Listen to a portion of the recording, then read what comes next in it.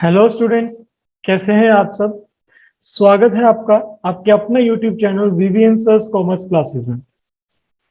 Students, आज मैं जो वीडियो लेके आया हूँ इसमें हम सेकंड चैप्टर जो है हमारा इंडियन इकोनॉमिक डेवलपमेंट का, उसके क्वेश्चन आंसर्स को डिस्कस करेंगे। और ये क्वेश्चन आंसर्स आपके एनसीईआरटी के क्वेश्चन आंसर्स के ऊपर ही बेस्ड है।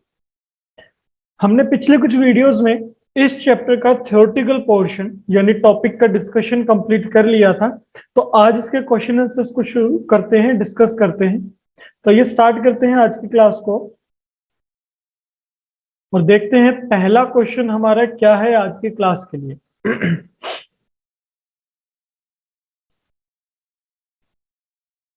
So first question is define a plan. Plan की डेफिनेशन बताइए। तो प्लान क्या होता है? प्लान देखिए, वैसे तो प्लान जो है कोई भी हमारी ऐसी स्ट्रेटेजी, हमारा ऐसा प्रोग्राम जिसमें हम अपने फ्यूचर में कुछ ऑब्जेक्टिव को सेट करते हैं कि हम फ्यूचर में क्या हासिल करना चाहते हैं, क्या अचीव करना चाहते हैं, और उसे अचीव करने के लिए जो स्ट्रेटेजी बनाते हैं वही प्लान। अब क्योंकि यहाँ पे प्लान जो है हम नेशन वाइज प्लान की बात कर रहे हैं जो नेशनल लेवल पे बनता है, तो वो एक रिटर्न प्लान होता है। इसलिए हम बताएंगे प्लान क्या है कि डॉक्यूमेंट है, क्योंकि रिटर्न फॉर्म में है। चलिए, डॉक्यूमेंट है, क्या करती है डॉक्यूमेंट, क्या होता है इस डॉक्यूमेंट में? ये डॉक्यूमेंट इंक्लूड करती है, दिखाती है डिटेल्ड स्कीम्स को, प्रोग्राम्स को, स्ट्रेटजीज को। हमने देखा प्लान क्या है, एक डॉक्यूमेंट है जो क्या करती है, which shows detail scheme programme strategy. क्यों, क्या मकसद है? वर्क आउट इन एडवांस, जो कि एडवांस में वर्कआउट किया है टू अचीव या to fulfil and objective, objective को अचीव करने के लिए। अगला क्वेश्चन है, why do India opt for planning. India ने प्लानिंग करने की क्यों सोची, क्या सोच थी इंडिया की उसके पीछे? तो इंडिया ने प्लानिंग कब शुरू की? देखो, 1950 में प्लानिंग कमीशन बना है और 1951 से फर्स्ट 5 ईयर प्लान आया। यानी इन्होंने 1950 के आसपास ही सोची होगी, उससे पहले सोची होगी, तभी प्लानिंग कमीशन बनाया। तो 1947 में हमें आजादी मिली है। तो क्या हुआ, 1947 में जब ब्रिटिश गवर्नमेंट हमारे देश को आजाद करके गई थी, तो हमारी इकोनॉमी को बहुत ही बुरी स्थिति में छोड़ के गई थी। वो हमारी इकोनॉमी को जिस कंडीशन में छोड़ के गई थी वो बहुत ही बैकवर्ड और स्टेगनेंट थी। तो अब ये हमारी सरकार की जिम्मेवारी बनती थी कि उस बैकवर्ड और स्टेगनेंट इकोनॉमी को दोबारा से वाइब्रेंट और डेवलप्ड इकोनॉमी में बदले। तो उस इकोनॉमी को वाइब्रेंट बनाने के लिए, डेवलप्ड बनाने के लिए प्लानिंग की शुरुआत की गई थी। यही पॉइंट आपको यहाँ पे बताया गया है कि to revive the poor, backward and stagnant economy inherited from the British rule. क्यों? For the systematic and overall development of Indian economy India opted for planning. India ने प्लानिंग की शुरुआत की। अगला क्वेश्चन है, why should plans have goals. तो यहाँ पे पहले तो प्लान्स और गोल्स के बीच में डिफरेंस आना चाहिए, पता चलना चाहिए आपको। तो हमने ना दो चीजें देखी थी, तो हमने देखे थे लॉन्ग टर्म गोल्स, एक हमने देखे थे शॉर्ट टर्म गोल्स। तो लॉन्ग टर्म गोल्स को प्लान्स बताया गया है यहाँ पे, और शॉर्ट टर्म गोल्स को गोल्स के नाम से लिखा गया। अब जनरली क्या होता है, जब भी हम प्लानिंग करते हैं, एक तो होता है हमारा अल्टीमेट टारगेट, अल्टीमेटिक ऑब्जेक्टिव, कि हम क्या फाइनली क्या अचीव करना चाहते हैं, वो तो है यहाँ पे प्लान। जैसे आप चाहते हैं ना कि हम भाई बोर्ड एग्जाम में 95 अब स्कोर करें, ये तो हो गया प्लान। ऐसी सरकार ये चाहती थी, सरकार के 5 लॉन्ग टर्म ऑब्जेक्टिव्स थे, जिसमें जीडीपी ग्रोथ था, फुल एम्प्लॉयमेंट था, सेल्फ सफिशिएंसी का पॉइंट था। ये पॉइंट्स हमने देखे थे उसमें। उस फाइनल ऑब्जेक्टिव को अचीव करने के लिए छोटे छोटे गोल्स बनाने पड़ते हैं। जैसे कि आपका फाइनल ऑब्जेक्टिव है 95 प्लस स्कोर करना, तो उसमें आप छोटे छोटे गोल्स बनाते हैं कि भाई मैं पहले महीने के पहले 10 दिन अकाउंट्स पे फोकस करूंगा, फिर मैं इकोनॉमिक्स पे फोकस करूंगा, फिर मैं बिजनेस पे फोकस करूंगा, फिर मैं सैंपल पेपर स्टडी करूंगा। इसी तरीके से सरकार बीच बीच में टाइम पीरियड्स पे अपने छोटे छोटे गोल्स बनाती थी ताकि वो उन्हें अचीव कर सके, ताकि जो फाइनल प्लान है वो स्पेसिफिक टाइम पीरियड में अचीव हो, जिस टाइम पीरियड में उसे सेट किया गया है। तो यही इसी मकसद के लिए गोल्स बनाए जाते हैं. So planning is done to achieve some predetermined goals within a specific time period. Without goals, the planner won't be able to know which sector of the economy needs to be developed. जब तक यही नहीं पता चलेगा, गोल जब तक नहीं होगा, यानी उन्हें यही नहीं पता कि पहले काम किस चीज में करना है, पहले काम किस सब्जेक्ट पे करना है, पहले काम किस सेक्टर ऑफ द इकोनॉमी में करना है, किसे ज्यादा जरूरत है पहले काम की, तो वो गोल्स की मदद से होता है. इसके बाद अगला क्वेश्चन है, what are miracle seeds. Seeds का मतलब आप सबको पता है बीज, मिरेकल मतलब जादुई, कमाल की. तो जो ग्रीन रेवोल्यूशन आया था उसमें एक नई वैरायटी की सीड्स की शुरुआत की गई थी जो हाई यील्डिंग वैरायटी सीड्स के नाम से जानी जाती थी, HYV सीड्स के नाम से जानी जाती थी. ये ट्रेडिशनल सीड से थोड़ी सी विपरीत थी. ट्रेडिशनल सीड्स में काम में इनएफिशिएंसी ज्यादा थी, यानी कि बीज की लागत ज्यादा लगती थी, प्रोडक्शन कम होता था. जबकि जो हाई यील्डिंग वैरायटी सीड्स हैं इनमें प्रोडक्टिविटी ज्यादा थी, यानी कि ज्यादा चांस था प्रोडक्शन होने का, इसलिए इन्हें मिरेकल सीड्स कहा जाता था, क्योंकि इनसे प्रोडक्शन बहुत ज्यादा होती थी, इनसे प्रोडक्टिविटी बहुत ज्यादा थी. तो हाई यील्डिंग वैरायटी सीड्स को ही मिरेकल सीड्स के नाम से जाना जाता था, जो एग्रीकल्चर यील्ड का मतलब है आउटपुट, रिजल्ट पर एकड़ को बढ़ाती थी टू इनक्रेडिबल हाइट्स. इसके बाद क्वेश्चन आता है, व्हाट इज मार्केटेबल सरप्लस. ये टॉपिक हमने फर्स्ट चैप्टर में भी पढ़ा था जब हमने कमर्शियल फार्मिंग का पॉइंट देखा था, जब हमने देखा था कमर्शियल फार्मिंग क्या होती है, और जब हमने उससे पहले देखा था सब्सिस्टेंस फार्मिंग क्या होती है. तो सब्सिस्टेंस फार्मिंग में तो क्या होता था कि सिर्फ और सिर्फ इतनी प्रोडक्शन की जाती थी कि सेल्फ नीड्स फुलफिल हो सके, खुद की जरूरत पूरी हो. सब्सिस्टेंस आउटपुट का मतलब भी यही होता है, उतना प्रोडक्शन जिससे हम अपने खुद की जरूरत पूरा करें. सब्सिस्टेंस आउटपुट के बाद जितनी भी एक्स्ट्रा आउटपुट बचती है उसे कहा जाता है मार्केटेबल सरप्लस. यानी कि मेरे परिवार को केवल 50 केजी गेहूं की जरूरत है खुद की नीड फुलफिल करने के लिए, मैं प्रोडक्शन कर देता हूं 80 केजी का, तो 80 केजी में से 50 केजी तो क्या है, सब्सिस्टेंस आउटपुट है. जो बाकी का एक्स्ट्रा 30 केजी बच गया, ये वो है जो मेरी तो जरूरत पूरी हो चुकी है, जरूरत पूरी होगी तो इसका क्या करूंगा, ये एक्स्ट्रा है, ये सरप्लस है, ऐसा सरप्लस जो बिकने के लिए तैयार है, जो मार्केट में बेचा जा सकता है. इसी 30 केजी को मार्केटेबल सरप्लस कहा जाता है. So that portion of agricultural produce which is sold या which is saleable in the market, जरूरी नहीं बिका ही है, बिकने लायक भी हो, by the farmer after meeting their own consumption requirements, खुद की जरूरत को पूरा करने के बाद जितनी भी आउटपुट बचती है जिसे मार्केट में या तो बेच दिया गया हो, बेचने के लिए तैयार कर दिया गया हो, वो मार्केटेबल सरप्लस कहलाता है. इसके बाद अगला क्वेश्चन देखते हैं क्या है. अगला क्वेश्चन है आपका, explain growth with equity as a planning objective. यानी कि क्वेश्चन ये कहता है कि ग्रोथ विद इक्विटी, इसका मतलब बताइए कि एक प्लानिंग ऑब्जेक्टिव के तौर पे, यानी जो ऑब्जेक्टिव में से एक ऑब्जेक्टिव ग्रोथ विद इक्विटी भी था, इसको एक्सप्लेन करें. कई बार पूछा गया ये क्वेश्चन, ये क्वेश्चन कई सैंपल पेपर्स में आपको देखने को मिल जाएगा. तो इसमें दो वर्ड है, एक तो है ग्रोथ और एक है इक्विटी. तो पहला पॉइंट तो ये कहता है ग्रोथ होनी चाहिए लेकिन इक्विटी के साथ होनी चाहिए. तो ग्रोथ का मतलब समझिए पहले तो आप क्या है. यहां पे ग्रोथ का मतलब इकोनॉमिक ग्रोथ से, और इकोनॉमिक ग्रोथ होती है जब जीडीपी ज्यादा होती है, यानी कि जब देश में गुड्स एंड सर्विसेज को प्रोड्यूस करने की कैपेसिटी ज्यादा होती है और वो लगातार कुछ टाइम पीरियड तक ज्यादा हो, यानी लगातार कुछ टाइम पीरियड तक जीडीपी ग्रोथ रेट ज्यादा हो, तो हम कहते हैं कि कंट्री जो है इकोनॉमिक ग्रो कर रही है, उसकी ग्रोथ हो रही है. यही आपको यहाँ बताया गया है. Refers to the increase in the country's capacity to produce the output of goods and services within the country.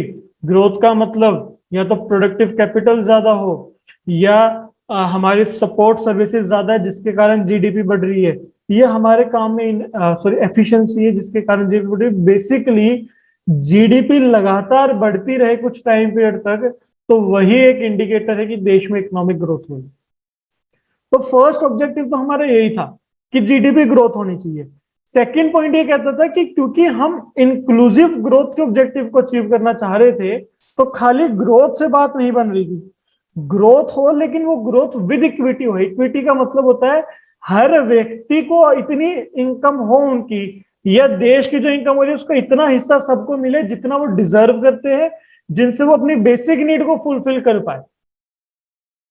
तो यहां पे इक्विटी का मतलब है इक्विटेबल डिस्ट्रीब्यूशन, यानी कि इकोनॉमिक गल्फ कम से कम हो, जो अमीर और गरीबों के बीच का गैप है वो कम से कम हो, और सब अपनी बेसिक नीड्स को फुलफिल कर पाए। बेसिकली सोशल वेलफेयर को अचीव करने के लिए ग्रोथ विद इक्विटी का ऑब्जेक्टिव सेट किया गया था। इंक्लूसिव ग्रोथ के ऑब्जेक्टिव को अचीव करने के लिए ये ऑब्जेक्टिव सेट किया गया था। इसके बाद अगला क्वेश्चन देखते हैं क्या है। अगला क्वेश्चन है, does modernisation as a planning objective creates contradiction in the light of employment generation. यानी कि प्लानिंग ऑब्जेक्टिव्स में दो ऑब्जेक्टिव थे, एक मॉडर्नाइजेशन का था, एक एम्प्लॉयमेंट जनरेशन का था। क्या ये दोनों ऑब्जेक्टिव एक दूसरे के विपरीत है? ये लास्ट टॉपिक्स में से था जो हमने क्लास में डिस्कस किया था, और तब मैंने आपको बताया था ऐसा बिल्कुल भी नहीं है। ऐसा बिल्कुल भी नहीं है। अगर ऐसा होता तो सरकार जो है दोनों को एज ऑब्जेक्टिव सेट नहीं करती। दोनों को एज ऑब्जेक्टिव सेट करने के पीछे लॉजिक ही ये है कि दोनों एक दूसरे के सप्लीमेंट्री हैं, ना कि कॉन्ट्राडिक्टरी है, कॉम्प्लीमेंट्री है। बल्कि तो हम लिखेंगे कि ये स्टेटमेंट गलत है। गलत इसलिए है क्योंकि मॉडर्नाइजेशन का मतलब होता है एडवांस टेक्नोलॉजी का इस्तेमाल करना। वैसे तो मॉडर्नाइजेशन के दो मतलब है यहाँ पे एज ऑब्जेक्टिव।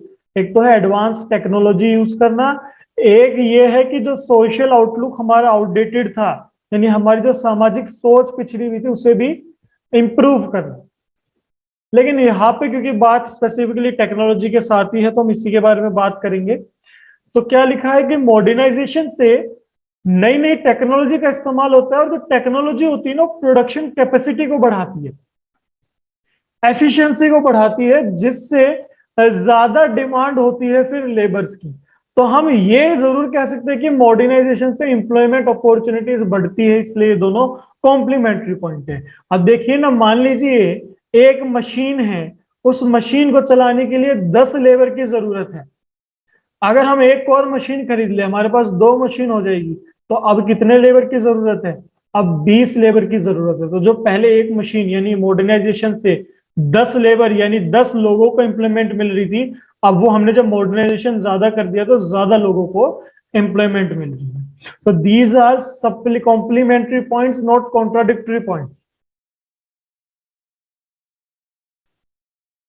इसके बाद अगला क्वेश्चन देखते हैं क्या है। अगला क्वेश्चन है, why was it necessary for a developing country like India to follow self-reliance as a planning objective?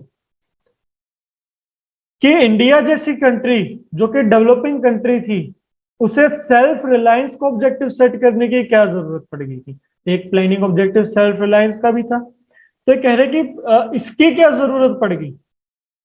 तो सेल्फ रिलायंस में पहले तो मतलब समझिए ना, सेल्फ रिलायंस का क्या था। सेल्फ रिलायंस का ऑब्जेक्टिव का मतलब ये था कि हम जो सामान ऐसे थे जो दूसरे देशों से इंपोर्ट कर रहे थे, सरकार ने यह कहा कि दूसरे देशों से इंपोर्ट मत करो, इसका प्रोडक्शन अपने देश में खुद करो, आत्मनिर्भर बनो, दूसरों के ऊपर डिपेंडेंट होना ही नहीं हमें। हम अपने देश में खुद प्रोडक्शन करेंगे, अपने रॉ मटेरियल का खुद इस्तेमाल करेंगे। अब ये कैसे किया जाता है? सेल्फ डिपेंडेंट बनने का, सेल्फ रिलायंट बनने का, सेल्फ सफिशिएंट बनने का ऑब्जेक्टिव कैसे अचीव किया जाता है, उसके 2 तरीके बताए थे मैंने आपको। एक होता है क्वांटिटेटिव मेजर, एक होता है क्वालिटेटिव मेजर। क्वांटिटेटिव तो होता है जिसे हम कोटा के नाम से भी लिख देते हैं, कोटा, यानी क्वांटिटी पे रिस्ट्रिक्शन लगा देना कि भाई आप दूसरे देश से मैक्सिमम किसी सामान की इतनी क्वांटिटी ही इंपोर्ट करोगे, उससे ज्यादा नहीं कर सकते। जैसे कि मैं फोन खरीदना चाहता हूं, सरकार कह दे कि 10 फोन से ज्यादा आप खरीद ही नहीं सकते, तो क्या होगा? जब 20 से ज्यादा सामान नहीं मंगवा सकते तो देश में खुद सामान बनेगा, देश से खरीदना पड़ेगा।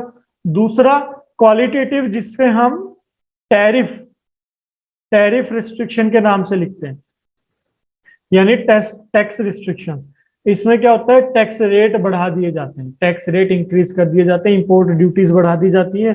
तो टैक्स बढ़ने से, इंपोर्ट ड्यूटी बढ़ने से सामान महंगा हो जाता है, महंगा होने के कारण हम कम खरीदेंगे विदेश से, अपने देश का ही सामान खरीद लेंगे। अब क्वेश्चन में पूछे कि ऐसा क्यों किया जा रहा था, भाई क्या कारण था कि हमें सेल्फ रिलायंट बनने की जरूरत पड़ गई।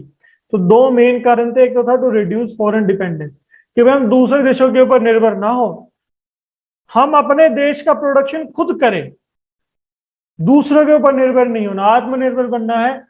स्पेसिफिकली फूड ग्रेन्स में, क्योंकि फूड ग्रेन्स पर हम टोटली यूएसए के ऊपर डिपेंडेंट हो गए थे। और मैंने आपको बताया था कि यूएसए के ऊपर डिपेंडेंट होने के कारण जब हमारे देश की पाकिस्तान के साथ लड़ाई हुई, युद्ध हुआ, तो यूएसए ने हमारे ऊपर प्रेशर बनाया था कि या तो आप पीछे हट जाइए, अदरवाइज आपको फूड ग्रेन्स हम भेजना बंद कर देंगे। और इंडिया को मजबूरन उनकी बात माननी पड़ी थी। क्यों? क्योंकि हम फॉरेन कंट्रीज के ऊपर डिपेंडेंट थे। तो इस किस्म की डिपेंडेंसी से बचने के लिए और फॉरेन इंटरफेरेंस से बचने के लिए, अब देखिए ना, यूएसए ने इंटरफेयर ही तो किया हमारे इंटरनल मैटर में। नहीं तो जब हमारा युद्ध पाकिस्तान के साथ था तो यूएसए का तो कोई लेना देना ही नहीं था, लेकिन उन्होंने इंटरफेयर किया। तो ऐसा इंटरफेरेंस हमारे देश की पॉलिसीज में ना हो, इन दो चीजों से बचने के लिए सेल्फ रिलायंस का ऑब्जेक्टिव अचीव करने की कोशिश की जा रही है। इसके अलावा और भी पॉइंट्स आप लिख सकते हैं कि जो रिसोर्सेज है उनका एफिशिएंट यूज करने के लिए, देश में जीडीपी को बढ़ाने के लिए, डोमेस्टिक प्रोड्यूसर्स को प्रोटेक्ट करने के लिए, तो ये सारे पॉइंट्स भी इसमें लिखे जा सकते हैं। अगला क्वेश्चन देखते हैं क्या है। अगला क्वेश्चन है हमारा, what is sectoral composition of an economy. पहला पार्ट है सेक्टरल कंपोजिशन, इसी को स्ट्रक्चरल कंपोजिशन के नाम से भी पूछा जा सकता है कि इसका क्या मतलब होता है। तो सेक्टर्स होते हैं हमारी इकोनॉमी के अलग अलग, primary sector, secondary sector, tertiary sector. तो सेक्टरल कंपोजिशन का मतलब होता है कि देश में जितनी जीडीपी हो रही है, यानी देश में टोटल जितना प्रोडक्शन हो रहा है, उसका कितना हिस्सा प्राइमरी सेक्टर का है, कितना सेकंड का है, कितना टर्शियरी सेक्टर का है। यानी अगर मैं ये कहूं कि देश में 100 रुपए के सामान का प्रोडक्शन होता है, तो इस 100 रुपए में से प्राइमरी सेक्टर ने कितना किया, मान लीजिए 15% किया। भाई सेकेंडरी सेक्टर ने कितना किया, मान लीजिए 35% किया। टर्शियरी सेक्टर ने कितना किया, 50% किया, सॉरी। तो ये पता लगाना होता है कि कौन सा सेक्टर कितना कंट्रीब्यूट कर रहा है हमारी जीडीपी में। So contribution made by agriculture, industrial, service sector या फिर primary, secondary, tertiary sector in the GDP is of the country is known as structural और सेक्टरल कंपोजिशन। अगला क्वेश्चन पूछा है, is it necessary that the service sector should contribute maximum to GDP of an economy, क्योंकि India में maximum contribution service sector का है। तो question ये पूछते हैं कि क्या ये जरूरी है कि हर कंट्री में सबसे ज्यादा योगदान सर्विस सेक्टर का ही हो। तो ऐसा कतई जरूरी नहीं है, बिल्कुल जरूरी नहीं है। हाँ, अगर ऐसा होता है तो वो एक बेटर इंडिकेटर जरूर है। हर कंट्री ये चाहती है कि स्ट्रक्चरल ट्रांसफॉर्मेशन हो। स्ट्रक्चरल ट्रांसफॉर्मेशन का मतलब मैंने आपको बताया था, जब कंट्री प्राइमरी सेक्टर से सेकेंडरी की तरफ मूव करे, सेकेंडरी से टर्शियरी की तरफ मूव करे। In fact her developing and developed countries में यही ट्रेंड देखने को मिलता है। तो हर कंट्री चाहती तो यही है, लेकिन क्या हर बार ऐसा हो, ये जरूरी थोड़ी है। तो इंडिया में भी ये ट्रेंड 90s के बाद देखने को मिला था। मेनली इकोनॉमिक रिफॉर्म्स जब आए थे, जो हम नेक्स्ट चैप्टर्स में पढ़ेंगे, LPG policies, liberalisation, privatisation, globalisation, उनका असर था कि सर्विस सेक्टर का कंट्रीब्यूशन बाद में बढ़ा था। तो ऐसा जरूरी नहीं है। तो ये था 9th क्वेश्चन हमारा। नेक्स्ट क्वेश्चन देखते हैं क्या है।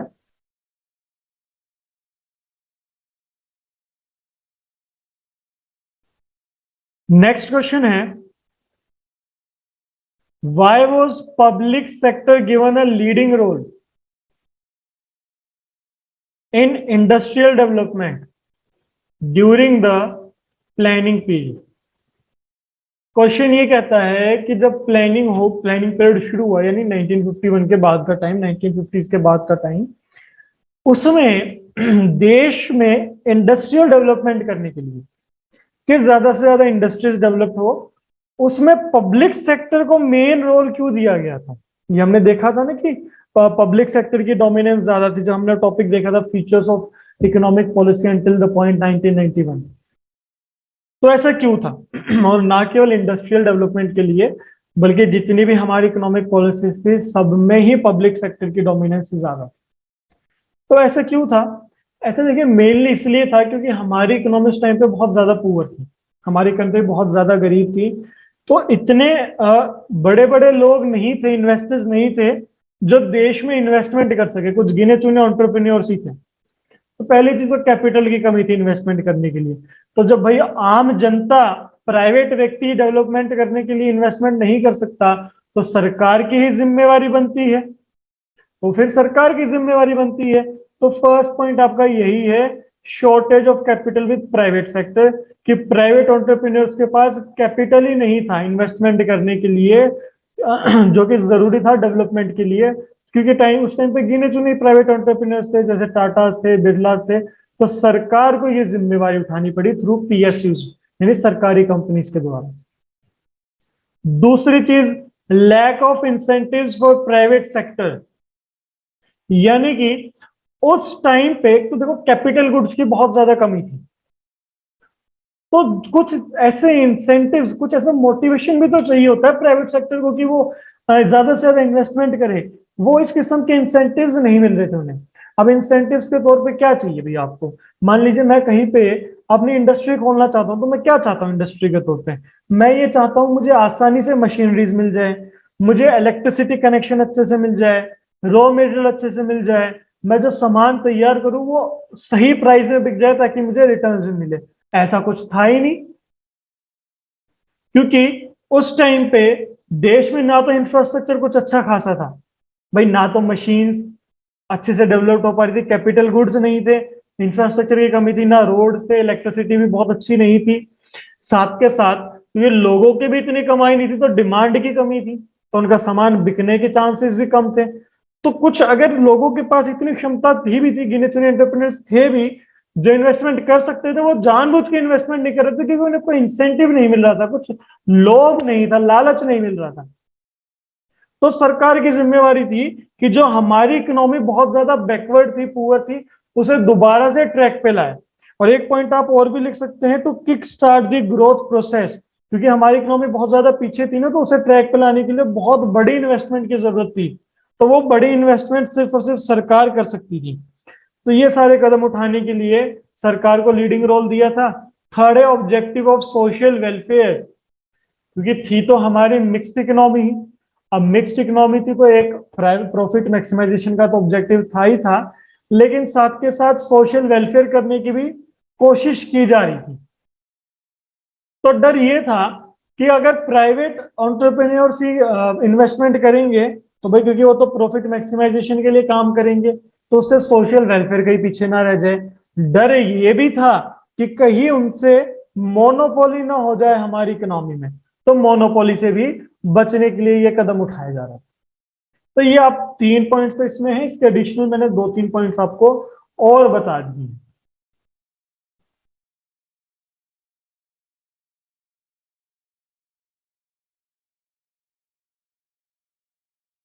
इसके बाद देखते हैं नेक्स्ट क्वेश्चन क्या है। नेक्स्ट क्वेश्चन है, explain the statement that green revolution enabled the government to procure sufficient food grains to build its stocks that could be used during time of shortage। हमने एक पॉइंट देखा था paradox of saving and investment का, आपको ध्यान होगा last class में देखा था, जिसमें हमने देखा था जनरली क्या होता है, सेविंग और इन्वेस्टमेंट ज्यादा होती है तो देश की ग्रोथ भी ज्यादा होती है, लेकिन इंडिया में इसका उल्टा हो रहा था, सेविंग इन्वेस्टमेंट ज्यादा हो रही थी लेकिन रिटर्न से ज्यादा नहीं मिल रहे थे। उसके हमने 2-3 रीजन देखे थे। एक रीजन तो देखा था कैपिटल आउटपुट रेशियो बहुत ज्यादा था, 4:1 था, यानी कि अगर 4 रुपए निवेश करते हैं तो रिटर्न केवल 1 रुपए का मिलता है। एक पॉइंट हमने देखा था कि इन्वेस्टमेंट जितनी हो भी रही थी तो ज्यादातर इन्वेस्टमेंट देश में बफर स्टॉक को मेंटेन करने के लिए की जा रही थी। तो बफर स्टॉक क्या है? बफर स्टॉक का मतलब होता है कि देश में जब फूड ग्रेन्स का प्रोडक्शन होता है तो कुछ फूड ग्रेन सरकार स्टोर कर लेती है इमरजेंसी के टाइम के लिए, कि भाई इसको स्टोर करके रख लेते हैं, कल को इमरजेंसी हो जाए, कोरोना आ जाए, बाढ़ आ जाए, भूकंप आ जाए, किसी कंट्री के साथ लड़ाई हो जाए, जब हम प्रोडक्शन ना कर पाए तो लोगों की जरूरत इससे पूरी हो सकती है। तो ये पूछा है कि ग्रीन रेवोल्यूशन की मदद से ये बफर स्टॉक को बढ़ाने में बहुत मदद मिली, तो बिल्कुल मिली। ग्रीन रेवोल्यूशन में क्योंकि हाई यील्डिंग वैरायटी सीड्स का इस्तेमाल हुआ, जिसके कारण एग्रीकल्चर प्रोडक्शन बहुत ज्यादा बढ़ा, देश में प्रोडक्टिविटी बहुत ज्यादा बढ़ी, अल्टीमेटली देश में फूड ग्रेन प्रोडक्शन बहुत ज्यादा बढ़ा, जिसके कारण एक तो हम सेल्फ सफिशिएंट बन गए, हमें यूएसए के ऊपर फिर डिपेंडेंट होने की जरूरत नहीं थी। इतना ज्यादा प्रोडक्शन बना कि सरकार ने अपने बफर स्टॉक मेंटेन करने शुरू कर दिए। तो जब फूड ग्रेन्स का प्रोडक्शन बढ़ेगा तो बफर स्टॉक भी बढ़ेगा, यानी कि वो स्टॉक भी बढ़ेगा फूड ग्रेन्स का। इनफैक्ट आज के रेट में हमारे पास इतना फूड ग्रेन का स्टॉक है कि अगर देश में कुछ भी एग्रीकल्चर प्रोडक्शन नहीं होता तो भी 4 से 5 साल हम बैठे बैठे कंज्यूम कर सकते हैं। तो ग्रीन रेवोल्यूशन का उसमें बहुत बड़ा रोल था, बहुत बड़ा योगदान था। तो हमने 11 क्वेश्चंस डिस्कस कर लिए हैं, इसमें कुछ क्वेश्चंस आपके और बचते हैं, जैसे कि अभी फिलहाल हम डिस्कस कर रहे हैं short and long answer type question. तो इसमें 11 क्वेश्चंस तो डिस्कस कर लिए हैं, आपके 3 से 4 क्वेश्चंस और रहते हैं। उसके बाद हमें डिस्कस करने हैं very short answer type question, जिसमें आपके 15 से 16 क्वेश्चन है। तो एक क्वेश्चन और डिस्कस करते हैं आज की क्लास में, फिर बाकी का पोर्शन जो है वो नेक्स्ट क्लास में डिस्कस करेंगे, ताकि क्लास की लेंथ भी ज्यादा बड़ी ना हो, आप आसानी से 2 पार्ट में से देख सकें। तो चलिए लास्ट क्वेश्चन देखते हैं आज की क्लास का क्या है। दो public sector is very essential for industries, many public sector undertakings incur huge losses and are drain on the economy's resources. Discuss the usefulness of public sector undertaking in the light of this fact. Question ये कहता है कि जी बिल्कुल मान लिया हमने कि public sector बहुत ज्यादा जरूरी था इंडस्ट्रीज को डेवलप करने के लिए, जो हमने 10th क्वेश्चन में देखा था, लेकिन फिर भी बहुत सी सरकारी कंपनी ऐसी थी जो लगातार नुकसान झेल रही थी, जो हमारे रिसोर्सेज को वेस्ट कर दी थी। इस कंटेक्स्ट में पब्लिक सेक्टर की यूजफुलनेस बतानी है, यानी इसके एडवांटेज, इसके फेवर में पॉइंट बताने हैं कि क्यों जरूरी था पब्लिक सेक्टर। तो हमने जो उसमें पॉइंट्स डिस्कस किया वही बताओगे आप, क्या कि देश में एक स्ट्रॉन्ग इंडस्ट्रियल बेस तैयार करने के लिए, भाई बेस तो तैयार किया जाएगा तभी तो प्राइवेट सेक्टर भी डेवलपमेंट करेंगे। हमारे देश में इन्वेस्टमेंट थी नहीं उस टाइम पे, इकोनॉमी बहुत बैकवर्ड थी, तो जो किक स्टार्ट की जरूरत थी वो पब्लिक सेक्टर ही कर रहा था। तो ये पब्लिक सेक्टर की जिम्मेवारी थी कि एक बेस तैयार करके दे दे, एक अच्छा इंडस्ट्रियल बेस, उसके बाद कोई अगर प्राइवेट इन्वेस्टमेंट करना चाहे तो कर सकता है। देश में इंफ्रास्ट्रक्चर डेवलपमेंट करना जरूरी है। अब इंफ्रास्ट्रक्चर डेवलप करने के लिए इंडस्ट्रीज की जरूरत है, क्योंकि इंडस्ट्रीज से ही तो वो गुड्स तैयार होते हैं जो इंफ्रास्ट्रक्चर को तैयार करने के लिए जरूरी है। रोड्स बनाने के लिए जो सीमेंट चाहिए, बाकी चीजें चाहिए, वो इंडस्ट्री में तो बनेगी। इलेक्ट्रिसिटी प्रोवाइड करने के लिए इंडस्ट्रीज ही तो चाहिए। साथ के साथ बैकवर्ड एरियाज को डेवलप करने के लिए अब इंडस्ट्रीज होंगी तो लोगों को रोजगार भी मिलेगा, ज्यादा से ज्यादा इंप्लॉयमेंट अपॉर्चुनिटीज प्रोवाइड करवाने के लिए। जो स्ट्रेटेजिक एरियाज है, हमने देखा था इंडस्ट्रीज ऑफ स्ट्रेटेजिक सिग्निफिकेंस, वो इंडस्ट्रीज जो देश को लगता है कि ये देश की सरकार के पास ही रहनी चाहिए, देश के economic and social point of view से बहुत ज्यादा इंपॉर्टेंट है, जो उन्हें खुद कंट्रोल करने के लिए, कि वो प्राइवेट लोगों के हाथ में ना चले जाए। जैसे नेशनल डिफेंस है, जैसे एटॉमिक एनर्जी है, ये अगर आम जनता के हाथ में चले गए तो इनका मिसयूज ज्यादा होगा। अगर एटम बम बनाने प्राइवेट लोग यूज कर शुरू कर दे तो हर दूसरे तीसरे घर में एटम बम फटते मिलेंगे हमें। तो कुछ इंडस्ट्रीज ऐसी होती हैं जो सरकार के कंट्रोल में होनी जरूरी है, इसलिए पब्लिक सेक्टर की इंपॉर्टेंस बहुत ज्यादा है।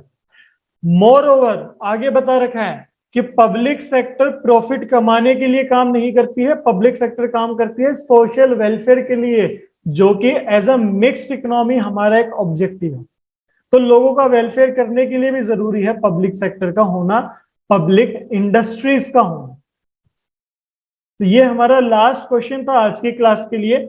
बाकी का टॉपिक इस चैप्टर के जो हम क्वेश्चन आंसर का सेकंड पार्ट रहेगा वीडियो का, उसमें डिस्कस करेंगे। और जहां तक बात रही इस फाइल की, यानी इस क्वेश्चन आंसर वाली फाइल को आप कहां से पढ़ सकते हैं, तो इसके लिए आपके पास 2 ऑप्शंस हैं।